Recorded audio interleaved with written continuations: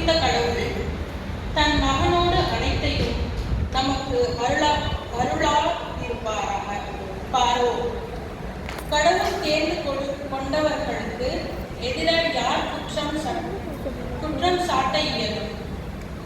அவர்கள் குற்றமற்றவர்கள் என காட்டுபவர் கடவுளே.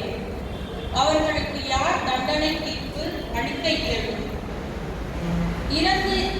இறந்து ஏன் உயிருடன் எழுப்பப்படும் கடவுளின் வலப்பக்கத்தில் இருக்கும் கிறிஸ்து இயேசு நமக்காக புரிந்து பேசுகிறார் அன்றோ? கிறிஸ்துவின் அன்பிலிருந்து நம்மை பிரிக்கக்கூடியது எது? வேதனையா, நெருக்கடியா, இன்னலா, பட்டினியா, ஆடையின்மையா, இடரா, சாவா, எதுதான் நம்மை பிரிக்க முடியும்?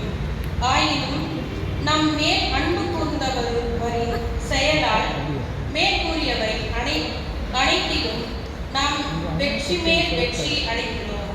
ஏனெனில் சாவோ வாழ்வோ, வானதூதரோ, ஆட்சியாளரோ, நிகழ்வனவோ, வருவனவோ, வலிமை மிக்கவையோ, உன்னதத்தில் உள்ளவையோ, ஆழத்தில் உள்ளவையோ, வேறெந்த படைப்போ தன் ஆண்டவர் கிறிஸ்து இயேசுவின் வழியாய் அருள்பட்ட கடவுளின் அன்பிலிருந்து நம்மை பிரிக்கவும் முடியாது என்பது என் உறுதியான நம்பிக்கை.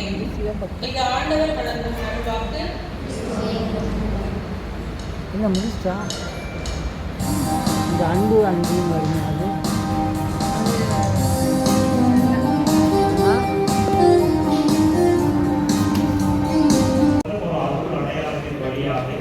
உங்களுக்கான வாழ்க்கையில் நீங்கள் ஒருவருக்கொருவர் என்று பிரமாணிக்கமாக இருக்கவும், திருமணத்தினுடைய ஏனைய கடமைகளை ஏற்று நிறைவேற்றவும் உங்களுக்கு ஆற்றல் அளிக்கிறார். எனவே உங்களது விருப்பத்தையும் சம்மதத்தையும் அறிந்து கொள்ள திரு அவையின் பெயரால் உங்களை விரும்புகின்றேன். அந்தோனி அரவி, நீங்கள் இருவரும் முழு மன சுதந்திரத்தோடு திருமணம் செய்து கொள்ள எவ்வித வற்புறுத்தலும் எண்ணிக்கு வந்திருக்கிறீர்களா?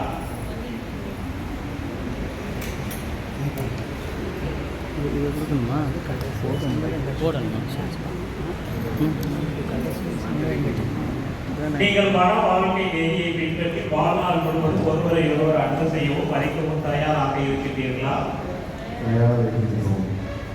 இறைவன் உங்களுக்கு அருளும் பிள்ளைகளை நீங்கள் அன்போடு ஏற்று கிறிஸ்துவினுடைய போதனைகளுக்கும் திருச்சபையினுடைய சட்டத்திற்கும் ஏற்றபடி வளர்ப்பீர்களா? நீங்கள் திருமணம் செய்ய ஒப்பந்தம் செய்து கொள்ள விரும்புவதால் உங்களது வலது கரங்களை சேர்த்து பிடியுங்கள்.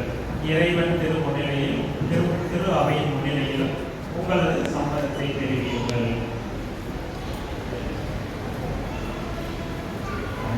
ஆண்டனி என்னும் நான், அனலி என்னும் உங்களை என் மனைவியாக ஏற்றுக்கொள்கின்றேன். இன்பத்திலும் துன்பத்திலும் உடல் நலத்திலும் நோயிலும் நான் உங்களுக்கு பிரமாணிக்கமாக இருந்து என் வாழ்நாள் எல்லாம் உங்களை அன்பு செய்யவும் மதிக்கவும் வாழ்க்கின்றேன்.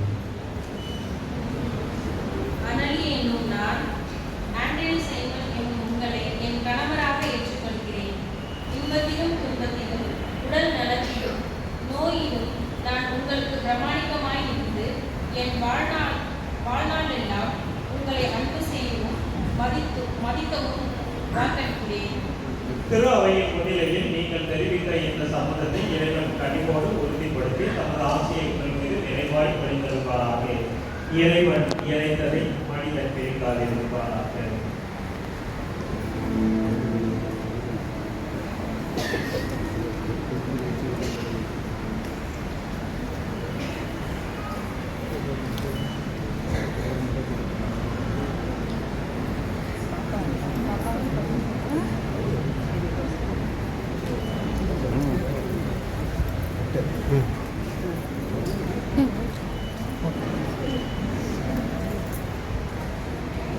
ஆண்டவரே, உமது அடியார் இவர்கள் மீது இவர்களது அன்பையும் ஆசீர்வதித்து புனிதப்படுத்தி இருக்கிறார்கள்.